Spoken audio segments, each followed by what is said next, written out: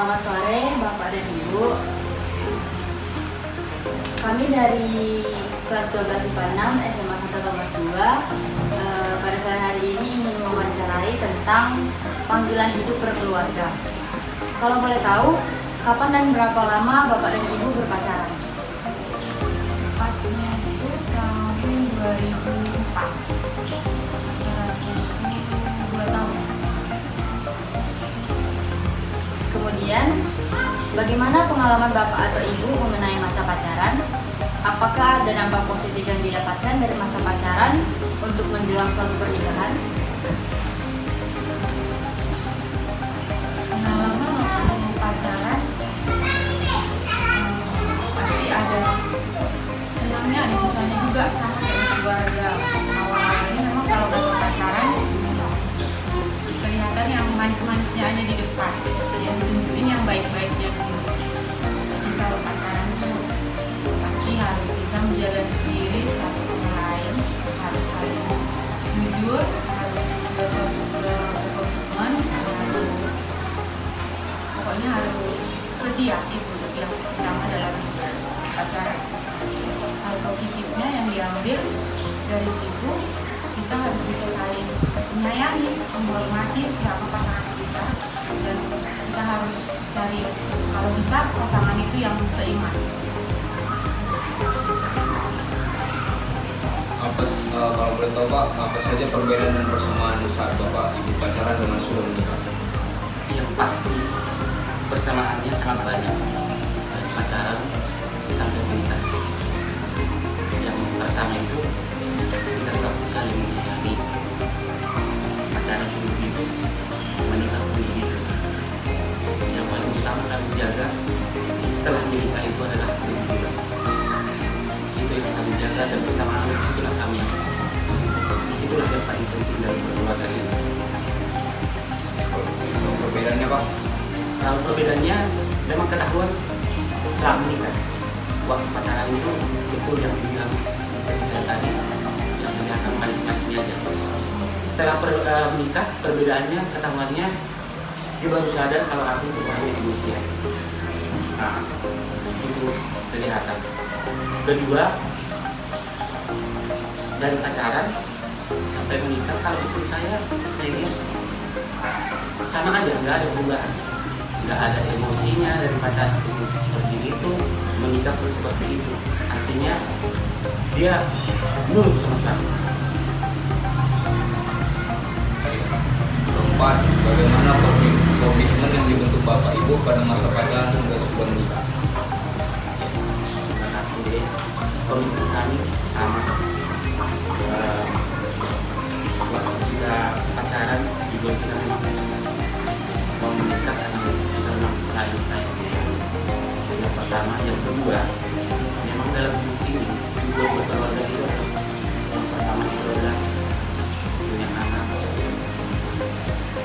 itu dan punya keturunan. Itu yang paling utama.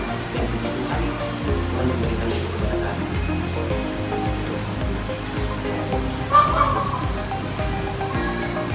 Apakah Bapak Ibu pernah berkomitmen mengenai pekerjaan atau mungkin jumlah anak pada saat menikah? Kalau masalah kerjaan itu nggak mungkin bisa dikomitmenkan ya, karena kan contohnya dulu suami saya itu kerjanya di bank, dan di situ waktu itu ada pengurangan, jadi kan harus cari kerjaan lain. Jadi tidak bisa komitmen, misalnya kamu kalau menikah sama saya kerjaannya harus sekian, begini, harus gajinya sekian, itu tidak bisa dipastikan kalau pekerjaan. Tapi harus berkewajiban cari pekerjaan yang lebih baik, menjadi kepala keluarga yang bertanggung jawab, itu harus. Jadi pekerjaan itu tidak harus pekerjaannya ini dan ini gajinya sekian, itu tidak. Ya, yang penting cari pekerjaan yang halal. Kalau seperti itu, dan itu dilakukan sama saya. Harus cari pekerjaan yang halal, bisa bertanggung jawab pada keluarganya, anak istrinya. Sedangkan untuk jumlah anak pada saat pacaran, kami tidak pernah begitu. Apa yang diberikan Tuhan, itu yang kami terima. Menurut Bapak Ibu, apa makna bahwa menjadi seorang ayah adalah panggilan Tuhan? Kalau menurut ibu saya sendiri menjadi seseorang ibu itu panggilan dari Tuhan, karena di Alkitab juga dibilang kan, Kejadian 1 ayat 28, Tuhan meminta kamu itu beranak cuculah dan bertambah banyak. Caranya bagaimana supaya beranak cucu? Kita harus berkeluarga dulu.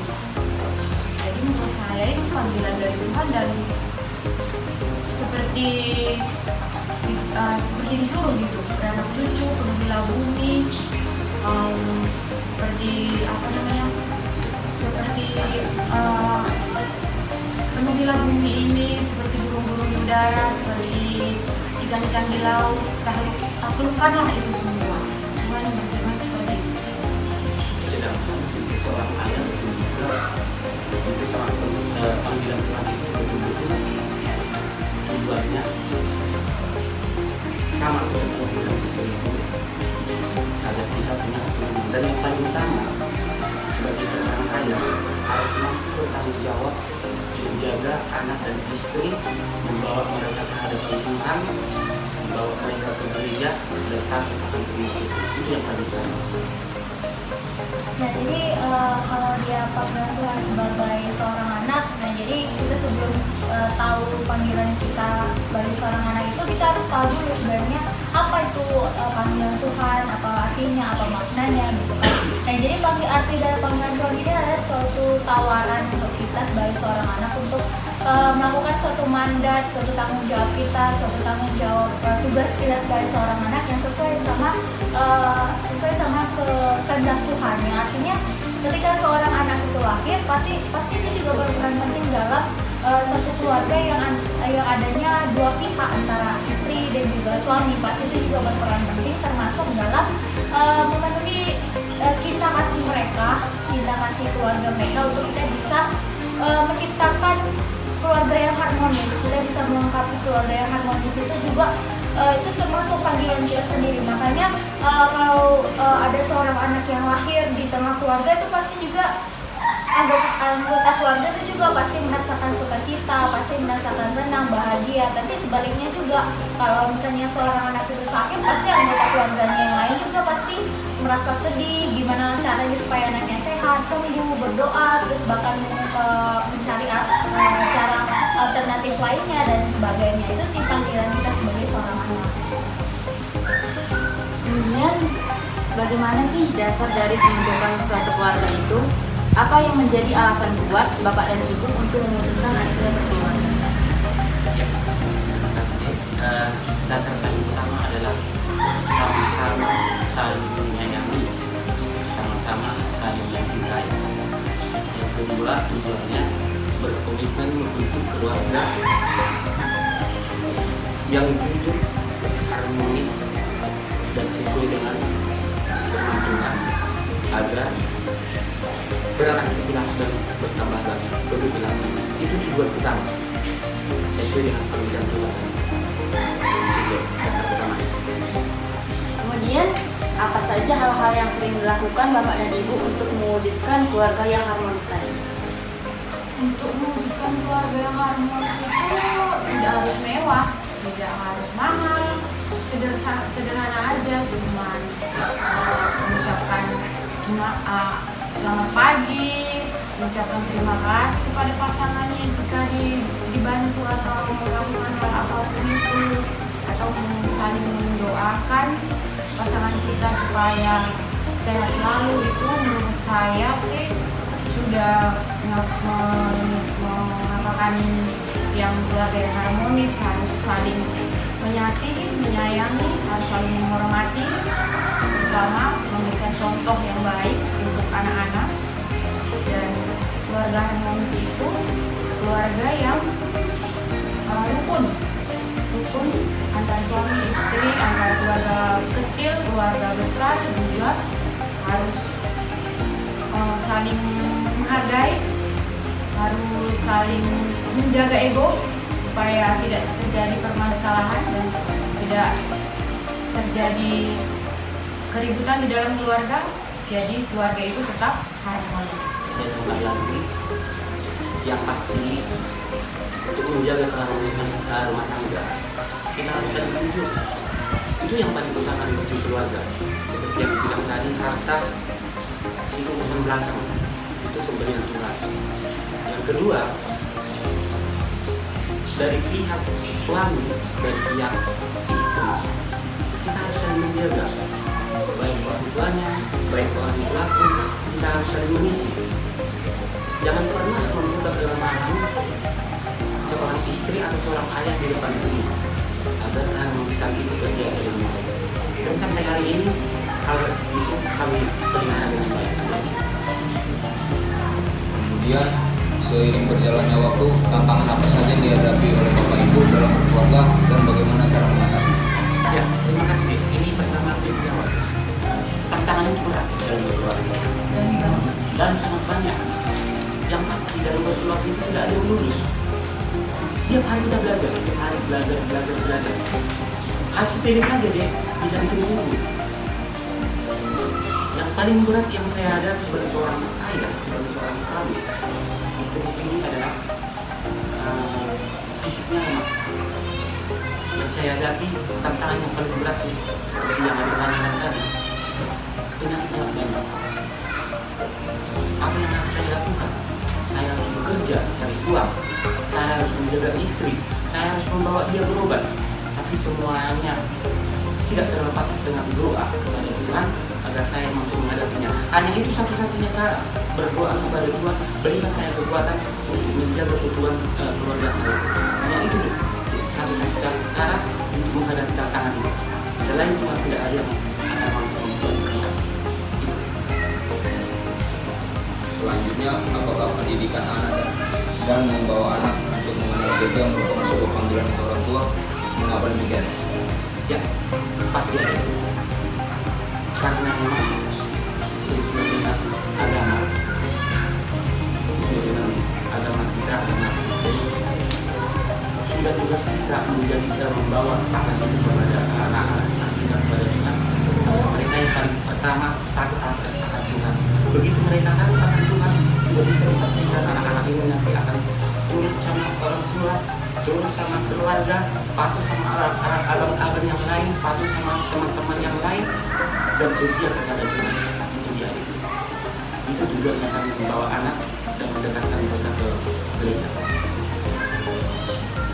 Baik, selanjutnya setiap orang kan pasti memiliki pandangan yang berbeda. Bagaimana pola pandangan Bapak Ibu dalam pendidikan anak zaman sekarang ini? Pendidikan anak di zaman sekarang ini sudah modern. Pendidikan tidak hanya harus ke sekolah sekarang. Ada juga yang guru datang ke rumah, seperti sekolah privat gitu ya. Guru datang, homeschooling, tidak harus ke sekolah. Pokoknya pendidikan sekarang udah lebih maju dibandingkan zaman dulu. Seperti kami dulu harus ke sekolah, kalau nggak ke sekolah ya nggak bisa dapat ilmu. Kalau sekarang dari internet bisa juga dapat ilmu. Jadi kalau pendidikan itu yang sekarang lebih maju, jauh lebih canggih, jauh lebih modern. Pokoknya sekarang lebih hebat dari yang zaman pendidikan.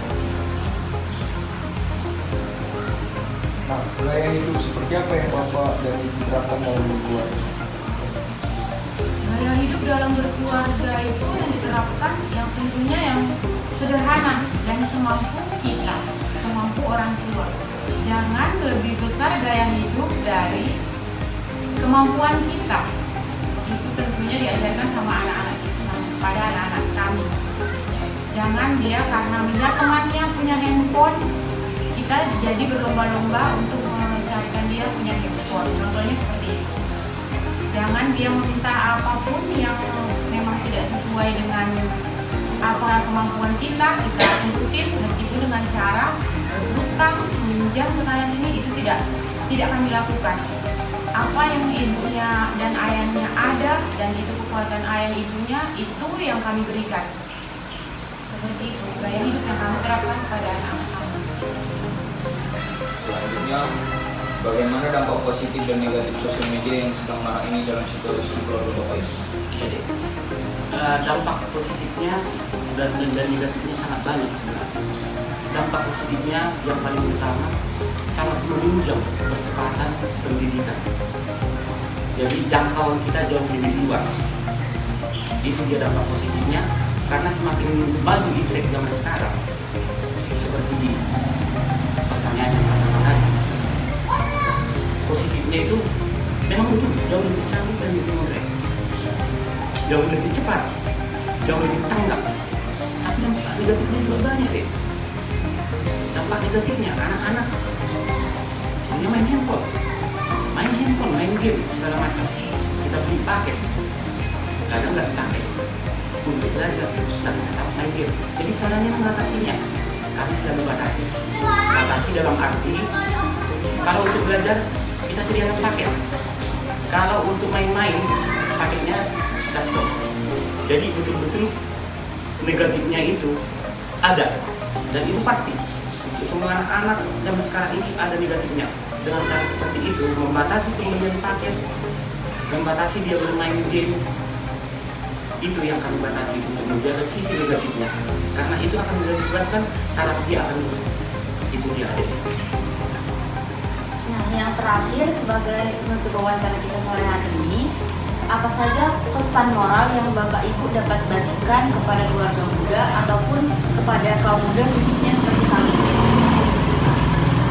Pesannya buat kalian yang masih muda atau keluarga muda, kalau buat yang kalian yang masih sekolah ini, giatlah belajar, terus capai cita-cita. Apapun yang menjadi cita-cita kalian, kalau kalian serius, sungguh-sungguh, pasti orang tua mendukung. Kejar terus, bermimpi tidak salah, berusaha terus, dan jangan lupa tetap berdoa. Serahkan semuanya kepada Tuhan, biar Tuhan yang menentukan apa yang menjadi nantinya tujuan kalian. Itu yang pesan saya, dan tetap harus menjaga keluarga, supaya keluarga yang mendukung kalian dalam usaha kalian untuk mencapai cita-cita. Ya, kita main sedikit. Itu adik-adik dulu anak-anak muda. Pesan saya sederhana saja. Pada saat muda seperti ini, belajarlah sungguh-sungguh, gapailah cita-citamu. Selagi orang tua mampu membiayai sekolah kalian, capailah setinggi mungkin. Dan ingat, dekatkan diri kepada Tuhan. Belajarlah untuklah ilmu kalian. Dan pada suatu saat nanti kalian akan mau menikah, carilah pasangan yang setia, carilah pasangan yang dekat dengan Tuhan, carilah pasangan yang benar-benar saling menyayangi, karena tujuannya pada akhirnya nanti adalah berkeluarga. Jadi pesan saya kepada anak-anak muda, seperti istri yang tadi bilang, dekatkan diri kepada Tuhan. Kerjakanlah bagianmu, maka Tuhan akan mengerjakan bagiannya.